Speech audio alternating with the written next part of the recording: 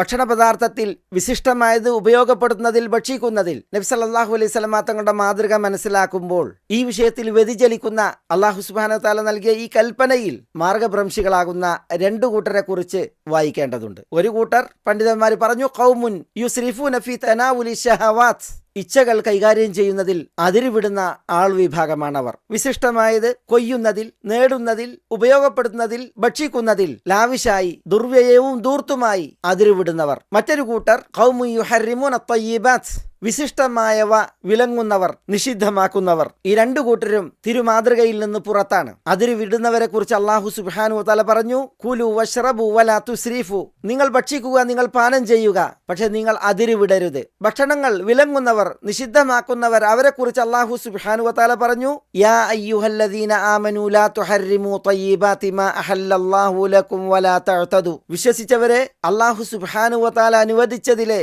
വിശിഷ്ടമായവ നിങ്ങൾ നിഷിദ്ധമാക്കരുത്, നിങ്ങൾ അതിരുവിടുകയും ചെയ്യരുത്. തീർച്ചയായും അതിരുവിടുന്നവരെ അല്ലാഹു സുബ്ഹാനഹു വ തആല ഇഷ്ടപ്പെടുന്നില്ല. തിരുചര്യ വിശിഷ്ടമായതിന്റെ വിഷയത്തിൽ നമ്മളിവിടെ വായിച്ചതും സവിസ്തരം ആ വിഷയത്തിൽ തിരുമാതൃകകളെ എണ്ണിയതും ഈ രണ്ടു കൂട്ടരെയും വേർതിരിച്ച് മനസ്സിലാക്കാൻ കൂടിയാണ്. അല്ലാഹു അനുവദിച്ചതിൽ വിശിഷ്ടമായതിൽ അതിരുവിടുന്നവർ, അല്ലാഹു സുബ്ഹാനഹു വ തആല വിശിഷ്ടമാക്കിയതിനെ അനനുവദനീയമാക്കി നിഷിദ്ധമാക്കി അകലെ നിൽക്കുന്നവർ. അല്ലാഹു സുബ്ഹാനഹു വ തആല യാ അയ്യുഹല്ലദീന ആമനൂ കുലൂ മിൻ